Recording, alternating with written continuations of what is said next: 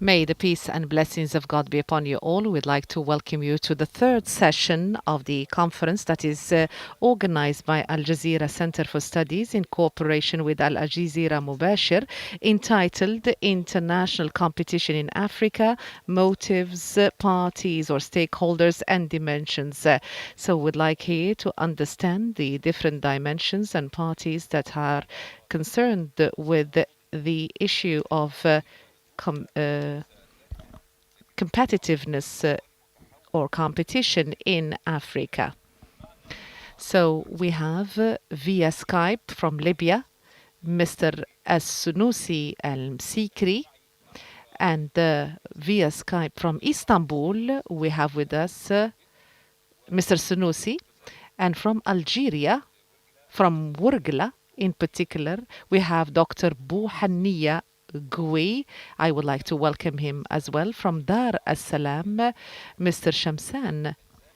From Tanzania, from Istanbul again, Mr. Sarhat Uraki. You're being introduced also. You're in vision. We can see you, sir. Welcome to this event, and we'd like to start now. Each guest is going to have 5 minutes. We'd like to start with Mr. Snusi Bsikri from Istanbul. Mr. Snusi, is there a specific framework whereby this competition happens? Are there any frameworks whereby such cooperation happens between the different components, the American, the Europeans, and so on? I would like to thank you. I would like to thank Al Jazeera Mubasher. I would like to thank the Al Jazeera Centre for Studies for giving us this opportunity to meet here. Yes, definitely. The West in general, and I would like to talk about the West and its relationship with the African continent. And here I concentrate particularly on the European continent or the EU. So there have been strong relationships between the EU and Africa. So this relationship became stronger in the Cairo conference in the year 2000, where they talk about the two sister continents, as so many experts call them. And after that, we have had the Lisbon summit, and that was preceded by a strategy that was set by the European Union in order to put a framework for the relationship between the two continents. So this started with a European vision that was set by Europe. So this was discussed in Lisbon, and it was amended after that. So it was the European countries that set the way the relationship should be between the two continents. And after that, we had the Tripoli conference. And also we have had another development that happened in 2014 in Brussels. So there was a plan to set a strategy that was agreed on in 2007. So there was a road map, an executive plan that was set for the strategy that has items that were not very much restricted and clear. So that is why the Lisbon conference came to set a framework, to put an executive kind of plan for all the ideas that came before that. And after that, we had another summit in 2017, which was a kind of a review for the roadmap and what was achieved in that particular roadmap. So the assessment happened from the part of the European Union, and they talked about an ineffective kind of partnership. That is why in March 2020, the European Union also tried to set a joint strategy in order to have they have developed this partnership, this strategy, and they wanted to come up with a strategy, an inclusive kind of partnership. So this partnership was designed to move the relationship from the level that was not approved and accepted by the Europeans into another level, the level of partnership. And this was supposed to be presented in Addis Ababa in 2020 for it to be adopted between Europeans and Africans. But due to the pandemic, such summit was not held. And this dream remained. So moving the partnership from a strategic level into a comprehensive kind of partnership remained a dream that has not reached any consensus. Please stay with us. I would like to move to Dr. Mahniadli. When we talk about Africa, do you think that China was able to take advantage of the vacuum in on the African continent? Thank you very much, and I would like to thank your guests as well. So, your question has a piece of information that is very much talked about, but I think such piece of information needs to be reformulated when we talk about this. Vacuum, it's as if Africa does not have any security, that it is a continent that can be taken advantage of without any restrictions. Yes, there are some loopholes, some security vacuums, but it doesn't mean that the continent is just open for any person or any country to come. So there are some historical dimensions that we have to take into account, the relationship between France and the continent, and so on and so forth. There were some security loopholes on the African continent that has in excess of 1,200,000,000 people. So, and many talk about the 21st century as uh, Chinese century, American century, a Turkish century when it comes for the continent. But also we have to know that China has so many capabilities that make it very much influential.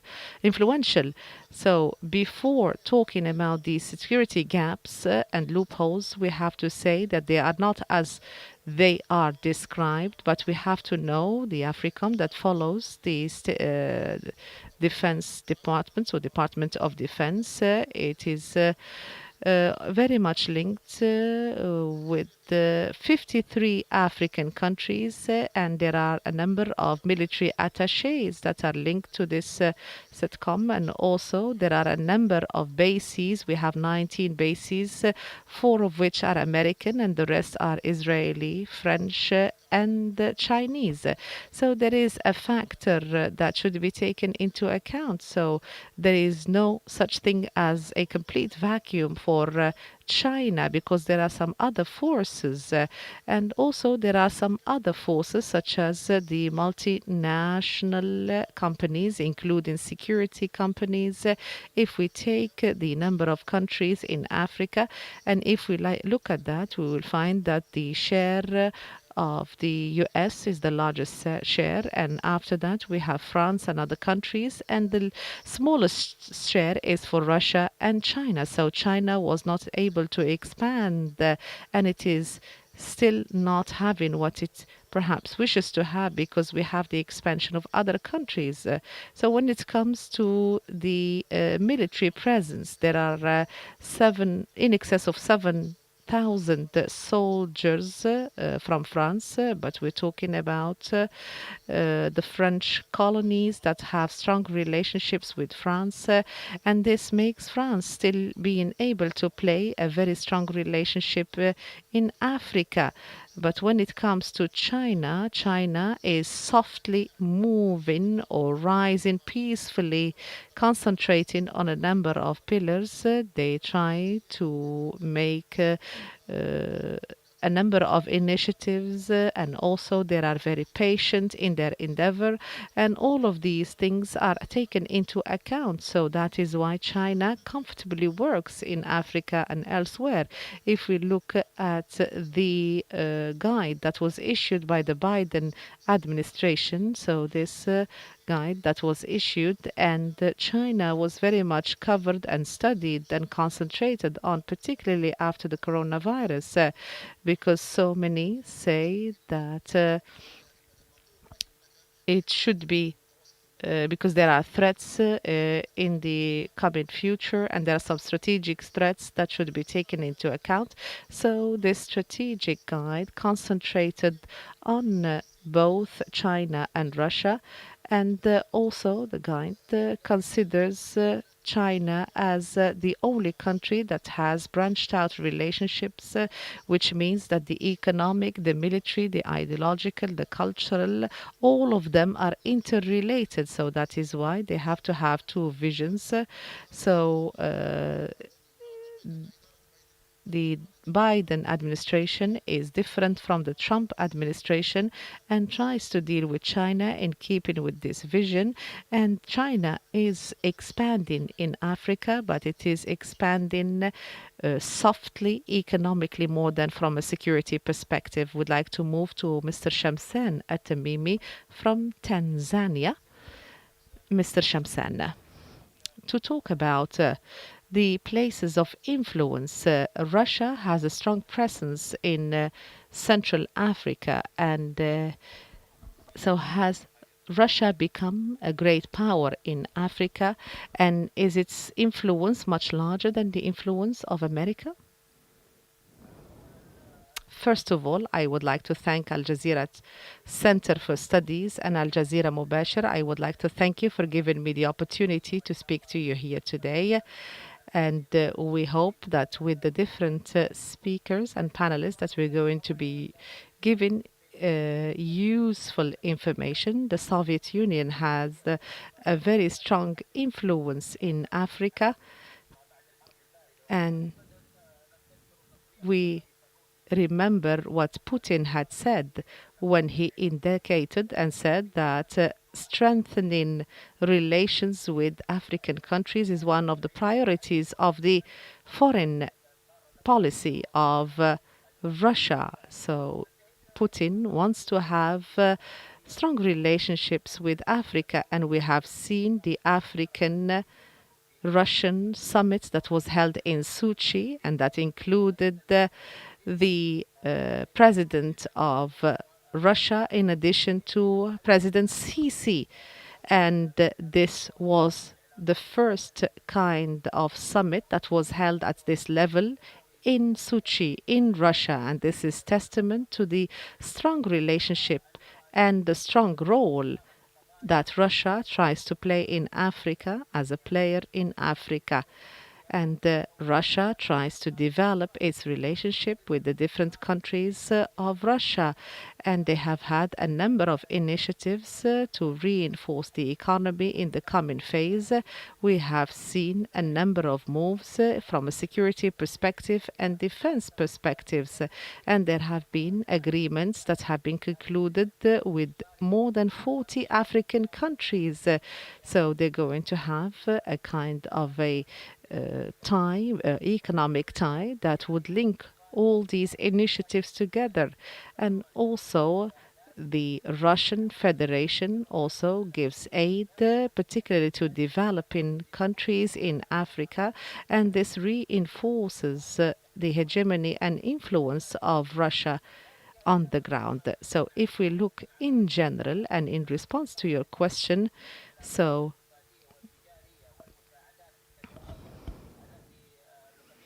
the Russians' initiatives are not as big as the ones that the Europeans have. Because the most important economic relations are not with Africa, they are with China and India and so on and so forth, and not with Africa. But we have to take into account that the aid and investments from the part of other countries is much larger in Africa than Russia. So Lavrov talked about the convening of another African Russian summit in 2020, and he said that this is going to be convened in one of the African countries. So it is an African country that is going to be hosting the summit, but Lavrov has not mentioned the name of that particular country. Yes, we see that Russia is reinforcing its relationship for it to become the most important power on the ground, but there are still many, many things that should be achieved on the ground to be able to compete with the Chinese dragon and other European countries. Would like to move to you, sir, from Turkey. The question, Mr. Sarhat, why this new competition is on strategic ports and also water passages and also our natural resources such as oil, gas and gold.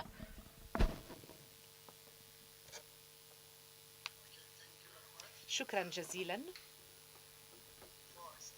قبل أن أبدأ أريد أن أشكر مركز الجزيرة للدراسات، وأريد كذلك أن أشكر الجزيرة مباشر لهذه الفرصة الفريدة. من دواعي سروري أن أكون معكم هنا اليوم.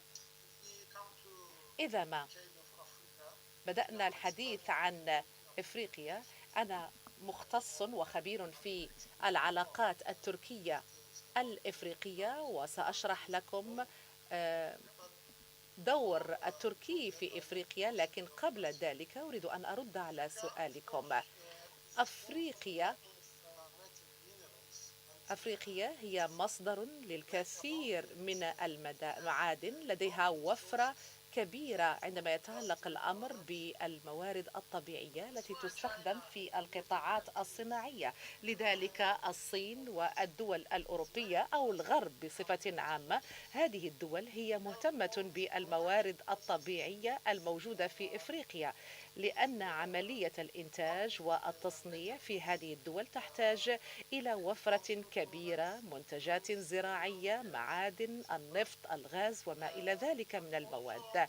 بالإضافة إلى ذلك، بالنسبة للطريق التجارة من الغرب إلى الشرق هو الموقع الاستراتيجي بالنسبة لإفريقيا.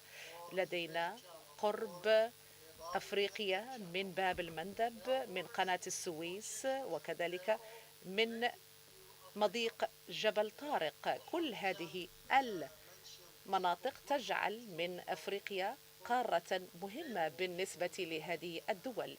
ولا بد ألا ننسى كذلك مسارات التجارية بالنسبة لشحن المواد، ولذلك هناك الكثير من الفاعلين واللاعبين المهتمين بالقارة الإفريقية.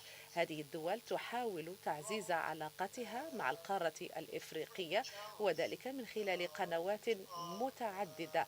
هذه القنوات هي التجارة، الاستثمار، الدبلوماسية والتعاون العسكري، السياحة، بالإضافة إلى علاقات ثقافية وما إلى ذلك.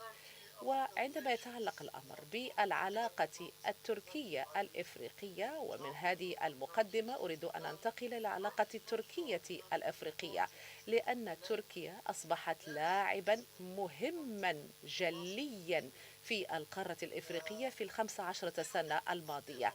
عندما ننظر إلى تفاعل تركيا مع الدول الإفريقية، فإن هذه العلاقة هي علاقة جديدة، لكن هنا أتحدث عن علاقة تركيا المعاصرة مع إفريقيا المعاصرة في القرن 21.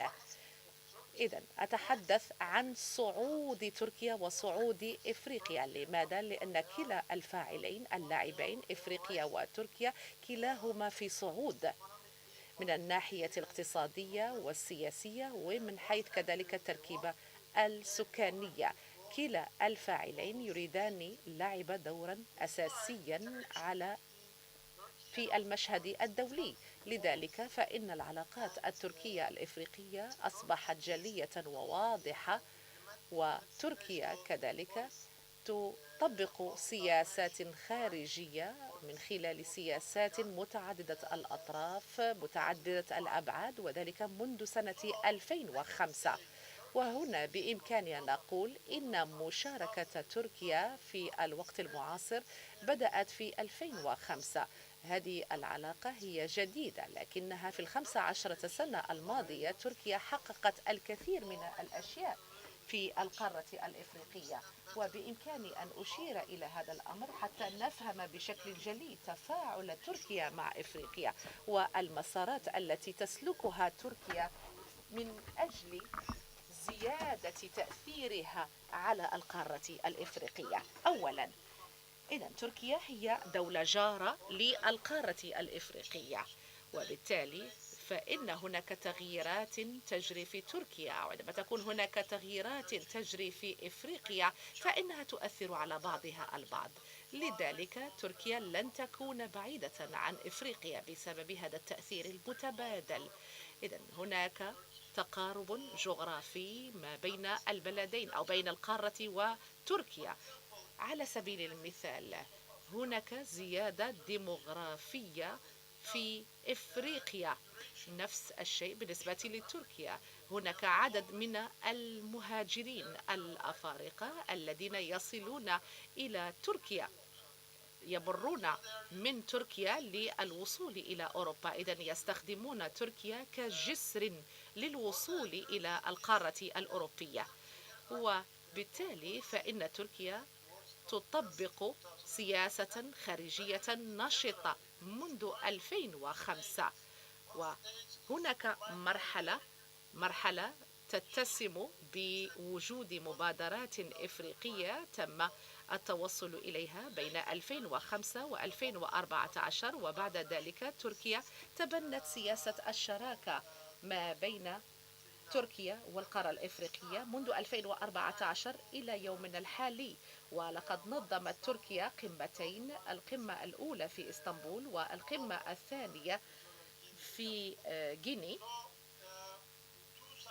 وهاتان القمتان كان هناك إعلانات تم الخروج بهما من هاتين القمتين، وتم قبول هذه النتائج، هذه المخرجات من قبل الطرفين، وكان هناك خطة للتنفيذ، وكل هذه الخطط تم قبولها من قبل هذه الأطراف المشاركة في القمة. حسب الإعلانات وخطة التنفيذ المشتركة،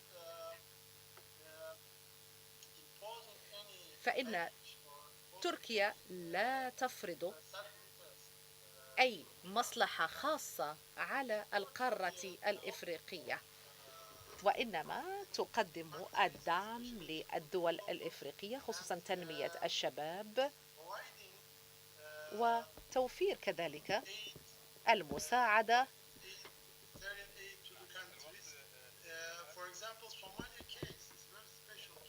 إذن هذه الحالات هي حالات خاصة.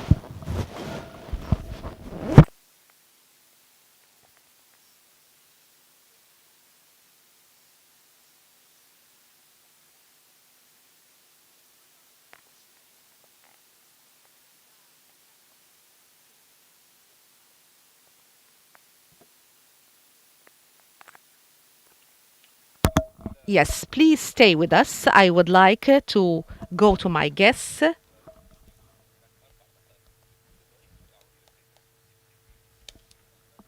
We're going to go back to Mr. Snousy. لو تقول ما عليك أمر، لو تقول للساوند يطفوا من عندهم، المفروض هو يعمل ميوت. أنا ما عندي إمكانية، أنا شلت حتى الميكروفون من السلك لما دخلوا.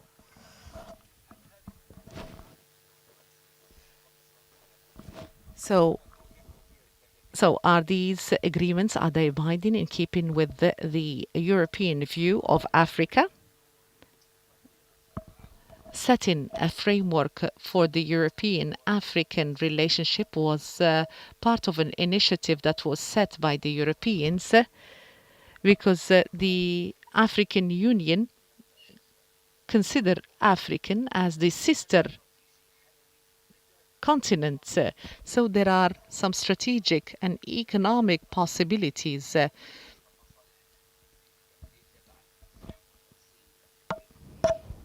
So there was some concern from the part of the Europeans when they have seen the efforts exerted by the Chinese and other countries. So the way they looked at the matter was European. So when we look at the strategy that was adopted for it to be a joint strategy between both the Europeans and the African. So when we see the spirit of this agreement, it is security, military and economic, but it is much closer to the interests of the Europeans. So one of the priorities is peace and security. And the second component was democracy, good governance, human rights, in addition to the other priorities such as sustainable development and things to do with climate change. And these components are vital, but they are not a most important or the most important priority.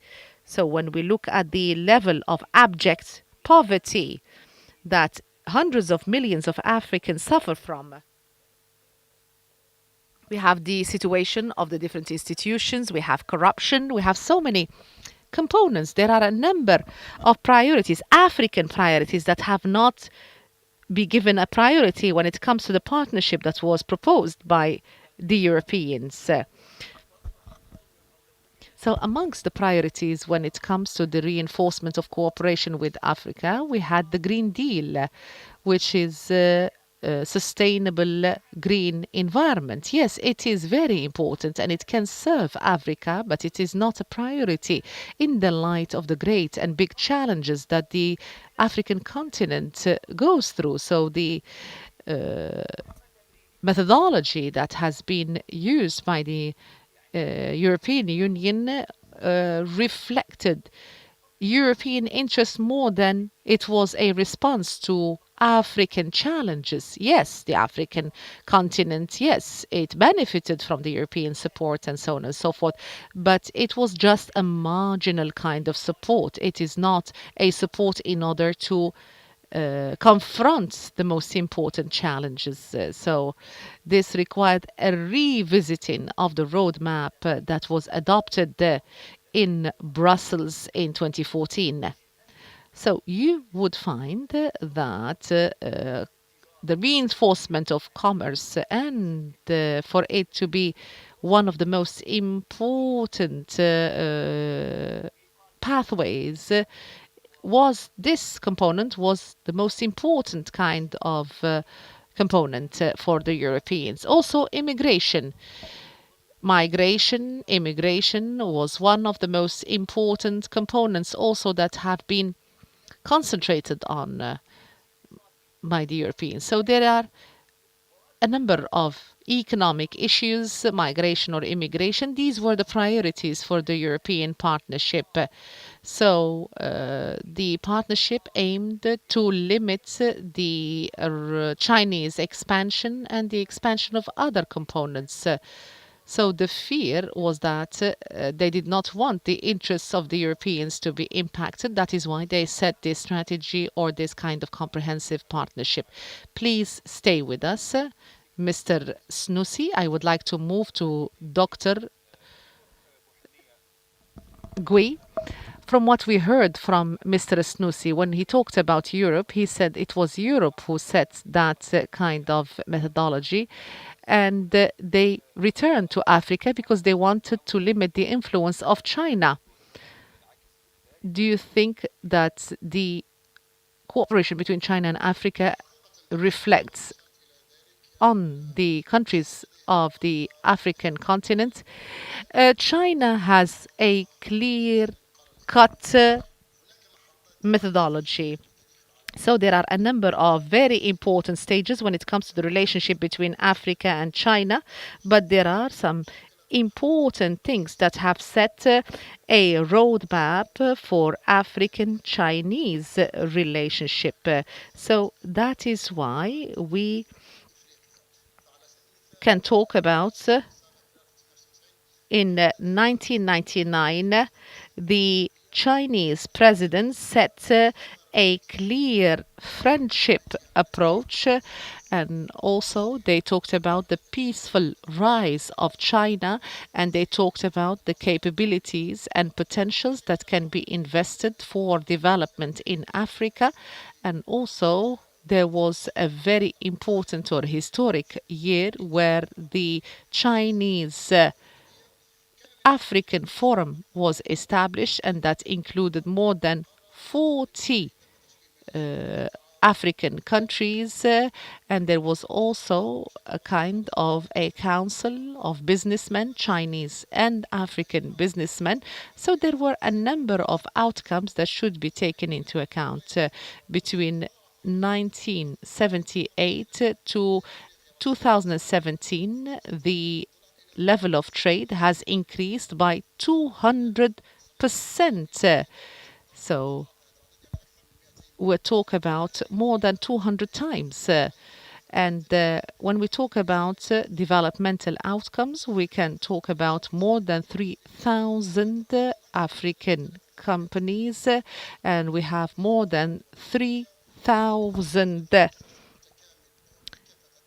projects, more than 100 energy generation installations or stations, many hospitals, particularly when it comes to certain illnesses that strike in Africa.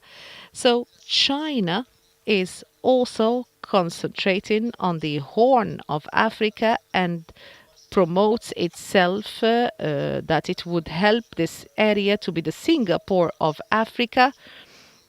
They talk about Djibouti, Rwanda, and where they have a base there.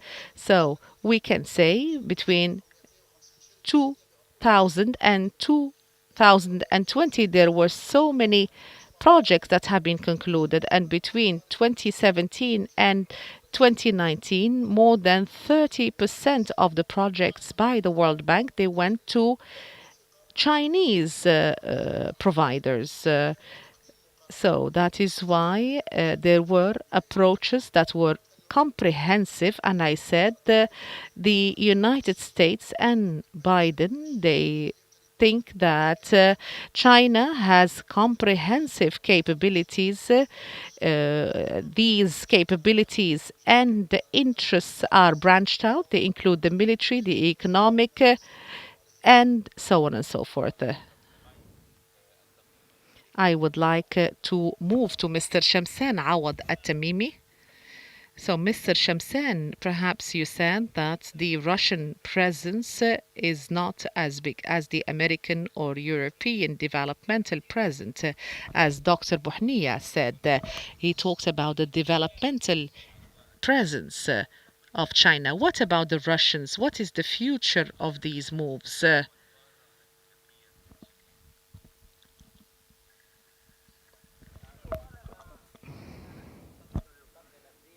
So the Horn of Africa was one of the most important areas in the world due to its geographical location and due to the fact that it is overlooking water passages and has a number of natural resources in the Middle East, which makes it a very important place. So Moscow plans through its future moves to expand its hegemony through its activities in the Red Sea. In November, the Prime Minister of Russia talked about the establishment of a base in Port Sudan because it wants to be close to the area over there and also to reinforce commercial relationship.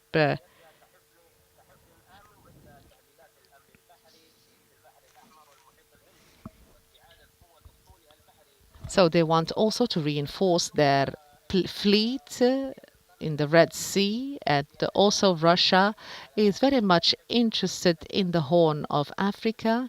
And at the time when Russia is in conformity with the policies of China in Africa, it is also not in conformity with the other countries such as France and so on and so forth. And the most important moves that have been carried out have manifested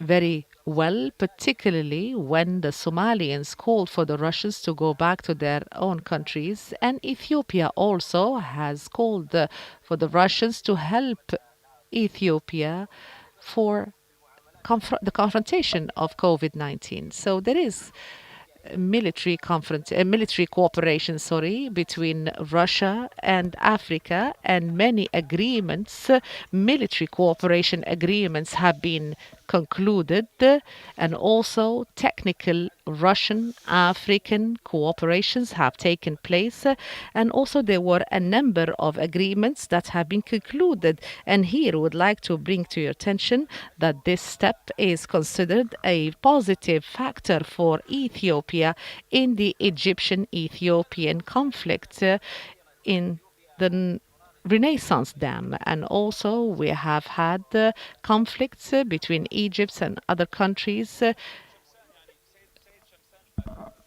Mr. Shamsan, since you are talking now about the Arab African relationship and you're talking about the Renaissance Dam, so perhaps we have 2 more minutes to talk about this particular point. So can you clarify how can we develop this relationship, particularly when it comes to the Renaissance Dam?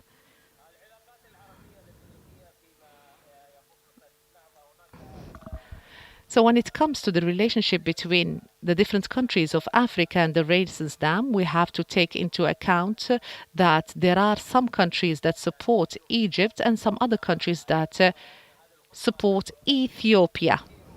And this is going to lead to differences.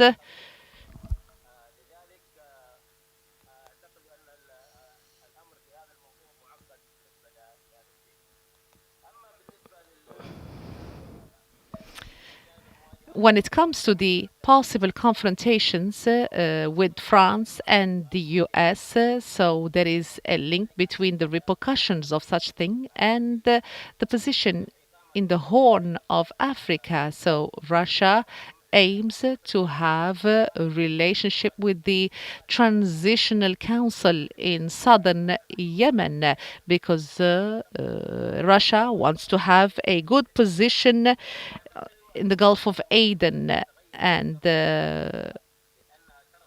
Russia wants to participate in finding solutions to the different challenges in the Horn of Africa and also to establish a base in Eritrea. And it is possible that its policy it is going to be impacted in Africa, particularly through confrontations with other countries such as Central Africa, Mali, and Chad. So please stay with us, Mr. Shamsen. We would like to move to Mr. Sarhat Uraki, the expert in the African-Turkish relationship. So between 2010 and now, there have been more than 100 embassies that have been opened, and Turkey was able to open 42 embassies and consulates in different African countries. And Erdogan visited so many African countries. Can you explain to us the vision of Turkey vis-à-vis Africa? شكرا. نعم، أنت محق.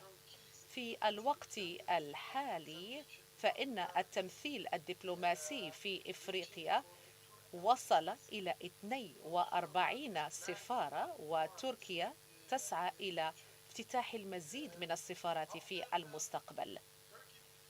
بعد إعلان تركيا في 2005 إعلان أن سنة 2005 هي سنة إفريقيا، وبعد أول قمة تركية إفريقية بدأت تركيا بعملياتها الدبلوماسية ومشاريعها الدبلوماسية من خلال افتتاح عدد من السفارات.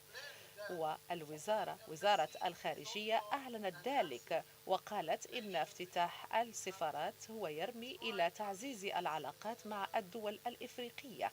لذلك فإن تركيا تعتني وتعنى بهذه السفارات وتهتم بها، والتي تم افتتاحها في القارة الإفريقية. رئيسنا أردوغان هو يعتبر من الرؤساء الذين زاروا إفريقيا، أكثر الرؤساء الذين زاروا إفريقيا. لقد زار ما يزيد عن 30 بلدا في إفريقيا في 15 سنة، وهذا يعتبر فعلا سجل يحسب له فيما يخص عدد الزيارات.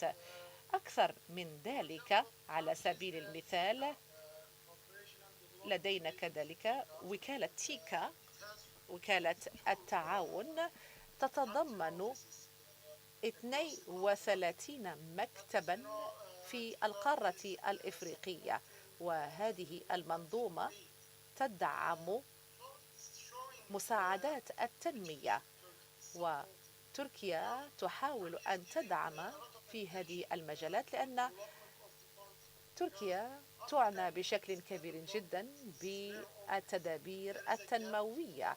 نعم، لابد أن نعي أن هناك فجوة تنموية ما بين إفريقيا وبقية العالم، وبالتالي فإن السياسات الإفريقية تدعم تنمية القارة الإفريقية. على سبيل المثال، تركيا تدير واحدة من أكبر المجمعات، مجمع مستشفى في القرن الإفريقي وبشكل دقيق في مقديشيو. وهناك كذلك مستشفى دارفور الإقليمي، والذي تم تأسيسه من قبل الحكومة التركية، وزارة الصحة، وذلك بالتعاون مع وزارة الصحة السودانية. نفس الشيء ينطبق على ليبيا، هناك مستشفى كذلك تم تشييده في ليبيا. كذلك تركيا تمنح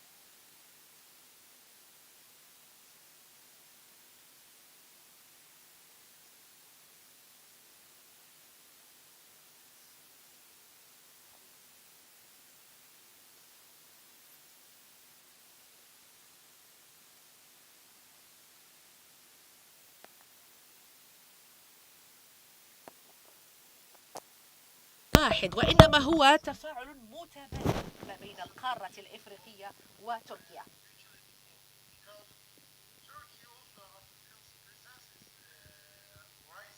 وإذا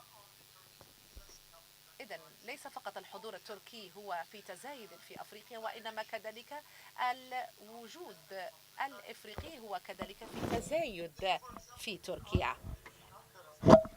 Mr. Sarhat, Mr. Sarhat, perhaps in the coming perhaps theme when we start talking about Turkish African cooperation, please stay with us. I would like to go back to Mr. Asnusi, and before we start, so each guest is going to have 3 minutes. Mr. Snusi, in the light of these conditional agreements between different countries and Africa and the vision that was imposed by the West, what are the opportunities of success for these countries? And can we achieve the principle of justice, and would that be fruitful in your view? This is a very important question.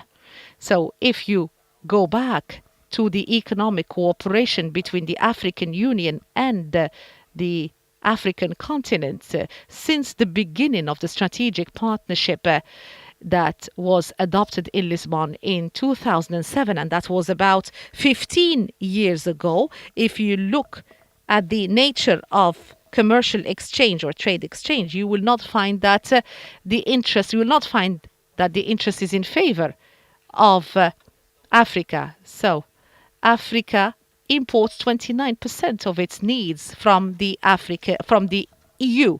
So the exports are agricultural crops and raw materials, and they import from Europe machinery and so on and so forth. So there wasn't a kind of an in-kind change in the makeup of this commercial or trade exchange between the two countries, despite the fact that 15 years have elapsed since the beginning of this vital partnership. So if this partnership is not structurally beneficial to Africa, if it is not beneficial on the level of trade exchange between the European continent and the African continent, so this is not going to be very helpful to the African continent. So when it comes to politics, we have to take into account democracy and human rights. There have been some developments, positive developments that have taken place. The impact of Europeans and the move of Europeans, they have impacted the way they deal with governance, democracy, human rights, and so on and so forth.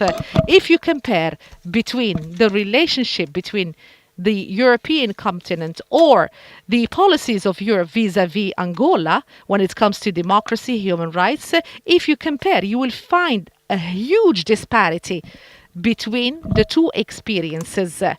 So many experts, they say that this difference is due to the fact that in Ethiopia there was some response when it comes to governance, human rights, and so on and so forth.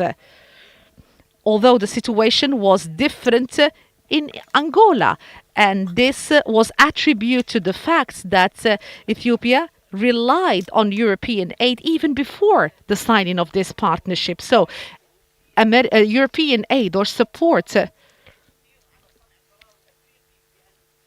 impacts the decision makers in Africa, and the Africans, they accept the dictations made when it comes to governance, human rights, and so on.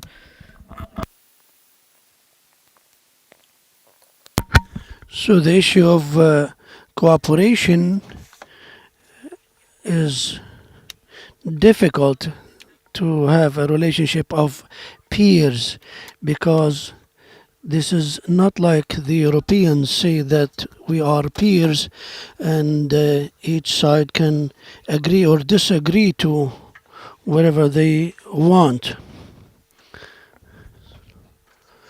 Okay, Mr. Sunusi, please stay with us. We go to Dr. Bouhaniya Gui from the University of Galabi from Algeria. Dr. Bouhaniya, speaking of China, some express the presence there as silent colonization. How do you explain that? You have 3 minutes.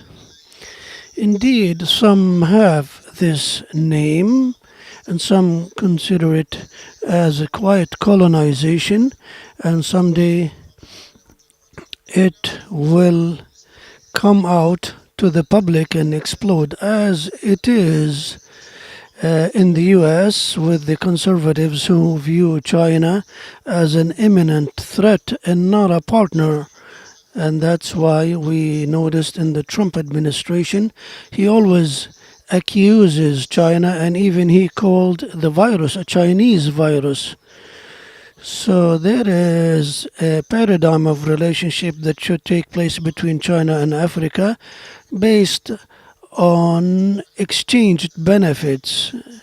China has interests in Africa, and Africa has important interests in China, meaning China has a vision based on four issues. One, enhancing the image of China internationally. The second one is to isolate Taiwan because Taiwan and China have competition. That's why China tries to have African countries not recognize Taiwan. Also, the intersection between China and Africa in non intervention in others' affairs and resolving issues peacefully. Algeria here agrees with China. That's why there is a strategic relationship between both. Also, supporting the strategic interests in trade. Now, the number of companies is about 3,000. That is Chinese companies in Africa. So China bets on the economic factor as a leverage for it to control other countries. So, in terms of numbers, China tries to protect its economic interests and natural resources. It imports 83% of oil from Africa. So, China is working with Nigeria and other countries in terms of oil, as well as with Algeria. So there is cooperation between both. There is a vision that China has, and Algeria should employ, and Africa should employ in order to develop internally. Thank you, Doctor. Stay with us. We go to Dr. Shamsan Audat Tamimi from Tanzania, speaking about the Russian role here in Africa. Ethiopian Ministry of Defense signed a defense agreement with China to upgrade the skills and technology of the Ethiopian army.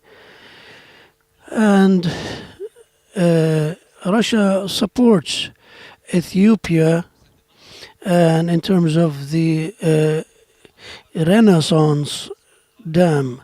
So, how is the relationship playing out between both now? Now, do we see maybe Cold War now?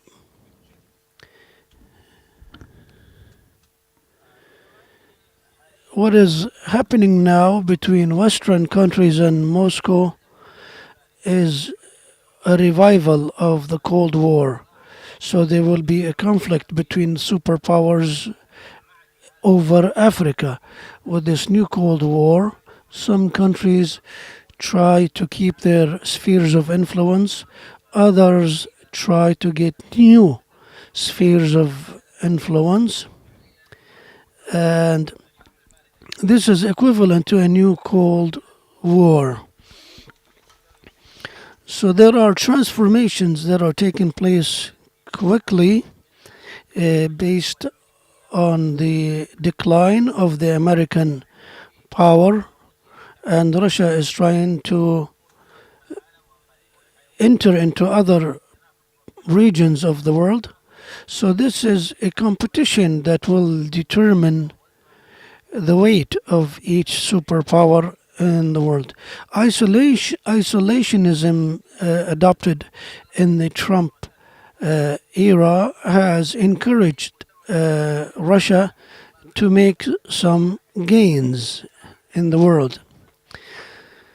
So Russia now is getting engaged in this, and it has experience. So with the new developments of uh, Russia's relationship with Eritrea and Sudan in the Horn of Africa, this could be a challenge to re-establish their presence in the Red Sea and the Suez Canal. Also, there are foreign interventions in the Horn of Africa where this region lives in crises. There is poverty, insecurity, terrorism, and also absence of regional effective system that is independent of superpowers. SADC and IFAD and other organizations did not show cohesiveness or unity in the face of foreign interventions or terror organizations as what is happening in some countries. And there were differences, and that has made it easy for others to intervene, and that has led to Cold War being carried out by superpowers. Now we go to Sarhat Urakia, specialized in the African affairs. Mr. Sarhat, we have discussed through this session that there is competition over Africa. This international competition, is it rebuilding of this continent or pillaging? You have 3 minutes.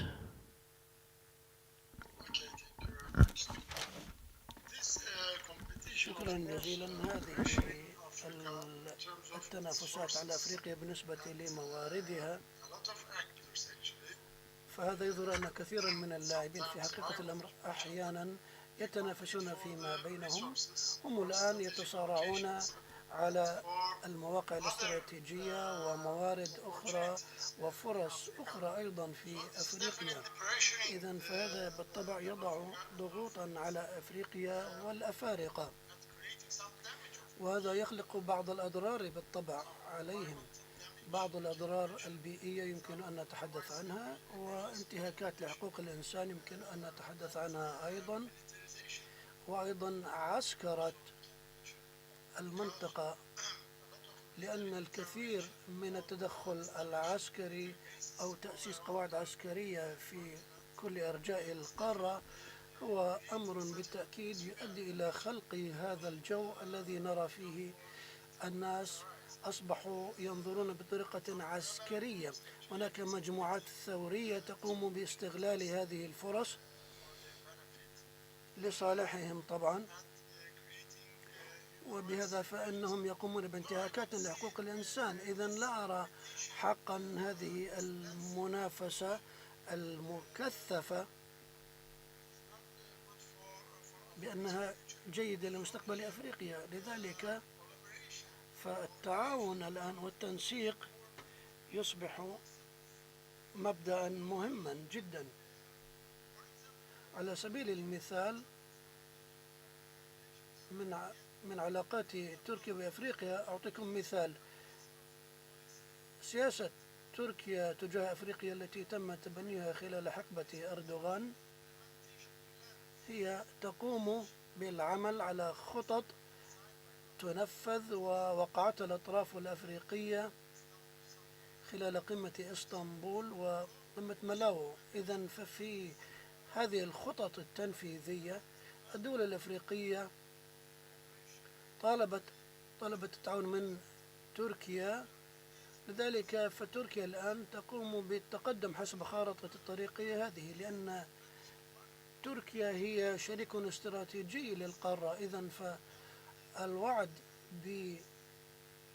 بالتنمية ودعم تنمية القارة ودعم الأمن والسلم في القارة هذا أمر يتم الآن. لذلك تركيا الآن تحاول الوفاء بوعودها عندما قامت بتطوير سياساتها المتعلقة بأفريقيا.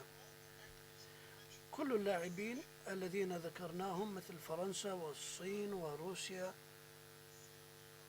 وأيضا اليابان والهند والبرازيل كوريا الجنوبية وتايوان كلها عندما تأتي إلى أفريقيا بالطبع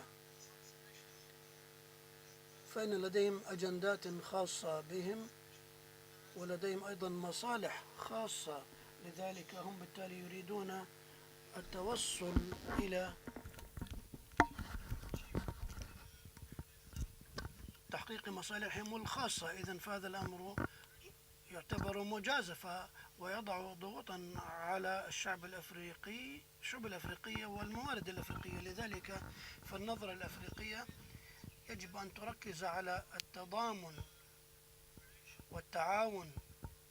على سبيل المثال نسمع عن مبدأ الكسب للجميع، أو أن كل الأطراف كاسبة وفائزة. لذلك فإن أفريقيا بالتالي يجب أن توضح هذا المبدأ الذي يفوز فيه الجميع ويكسب فيه الجميع. ولكن sorry Mr. Sarhan, sorry. Presenter is saying, Mr. Sarhat, please stay with us. Now, the time for the session is over, but before we conclude, we have social media featuring now, and then we will come back to get a comment from the guests. We have asked some questions on our followers. Is the increase of international competition of those countries over Africa will help or harm Africa and its people?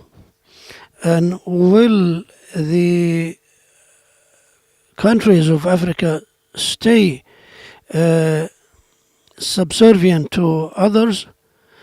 And can Arab-African relations develop even though Africa or Ethiopia is rejecting to sign a binding agreement with Egypt and Sudan regarding the dam?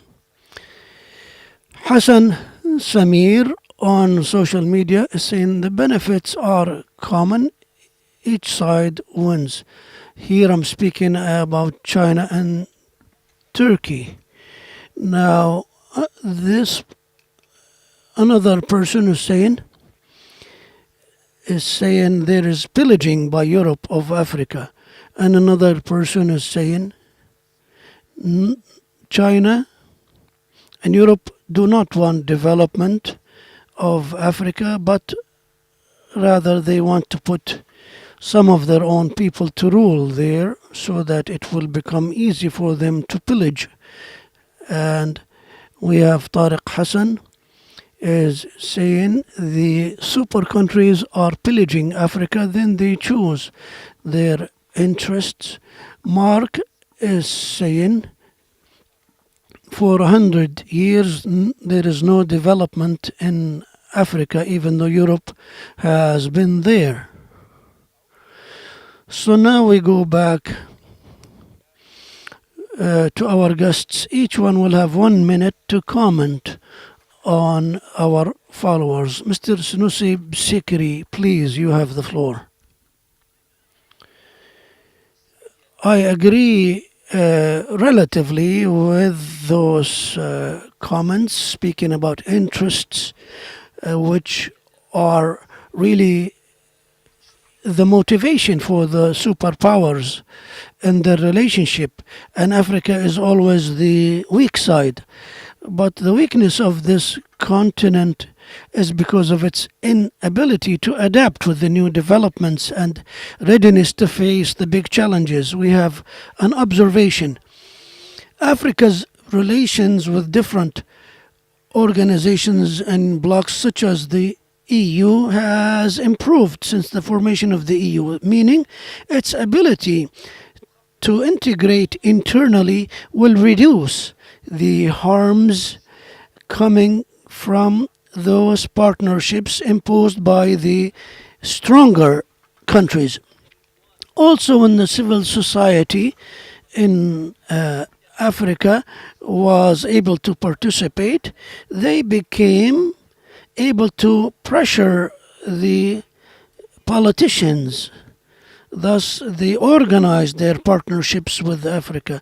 So whenever the civil society's role is enhanced, there will be more self-democracy and good governance and integration inside Africa, and that will be better for Africa in terms of its interests and facing the pressures of those countries who seek their own interests. Mr. Sunusi, stay with us. Dr. Buhniya Gui. Dr. Buhniya, 1 minute.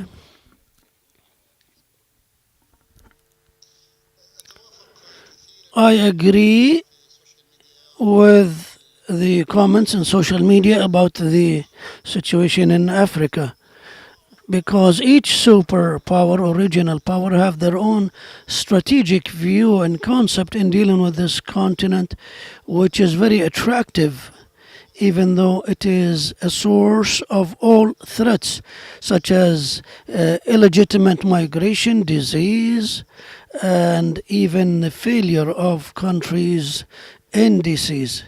Foreign policy classifies the most failed countries in the world, most of them two-thirds or three-fourths in Africa. But also there are indices of the possibility of development and uplifting of Africa. Africa uplifts itself internally. The local self or social or civil society can affect governance and change, and we see the African Union Committee, which is dealing with development. That's an example on that. Also, cooperation with those forces and countries should be built on exchanged reliance. Those countries need certain things, and Africa also needs strategic issues and also the integrated independence. These countries, politically at least, they are independent, so they should be independent in their economic decisions and security decisions without ignoring the cooperation between those countries and the sovereignty of each state, which serves internal development. Please stay with us, Dr. Buhniya.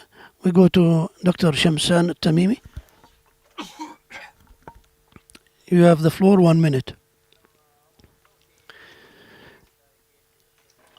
I add my agreement because the conflict of superpowers over Africa is only to exploit Africa's resources, and they are in this continent only for the sole purpose of exploiting Africa and giving them crumbs back. So we see some African leaders started feeling the threat of the conflict of superpowers over Africa. Tanzanian President John Fundament Foley, who would say that those come to our country to exploit our country and give us little. Tanzanian East African countries as well are different from other countries whose governments work for the interest of African countries and sharing the cake. Please stay with us. We go now to Mr. Sarhat Buraki, and your comment for 1 minute, please, on what the social media people have said.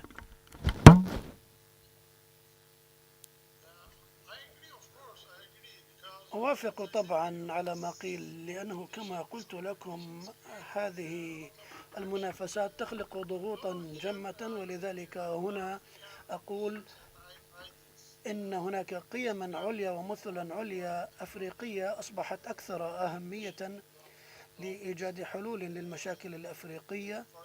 على سبيل المثال هناك أيضا مثال واضح، وهو مناطق التجارة الحرة الأفريقية التي بدأت على صعيد القارة، وهي واعدة في حقيقة الأمر لكي يكون هناك تجارة حرة بين الدول. الدول الأفريقية بحاجة للتداخل مع بعضها البعض. لا يمكن أن نستمر بالحديث عن الدول الأجنبية دون الحديث عن أن يكون هناك تواصل بين الدول الأفريقية، وهذا عامل مهم. وأيضا إقامة مشاريع أفريقية، وهذا من شأنه أن يحل مشاكل تنموية داخل أفريقيا أو حتى مشاكل القارة بشكل عام. وأيضا القارة الأفريقية قادتها أيضا كان هناك قادة عظماء قادوا القارة، ولكن هذه الأيام ليس هناك قادة عظماء في أفريقيا. Sorry, we have our time is up. Thank you so much, Mr. Sarhat Uraki, for being with us and for your comments. And we thank all the participants, and we thank our audience. So he's thanking everybody and reinstating from Istanbul, Mr. Asusi Bsekri. Thank you so much for being with us. And from Algeria, Dr. Behani Yagui, we thank you so much for being with us as well. And we thank Mr. Shamsan Awad Al-Tamimi from Tanzania, and also from Istanbul, Mr. Sarhat Uraki. Thank you so much for being with us in this conference. Thank you all so much for being with us. We will meet shortly in the second session, so stay with us. Thank you so much, Mr. Sarhat. This session is over. Take care.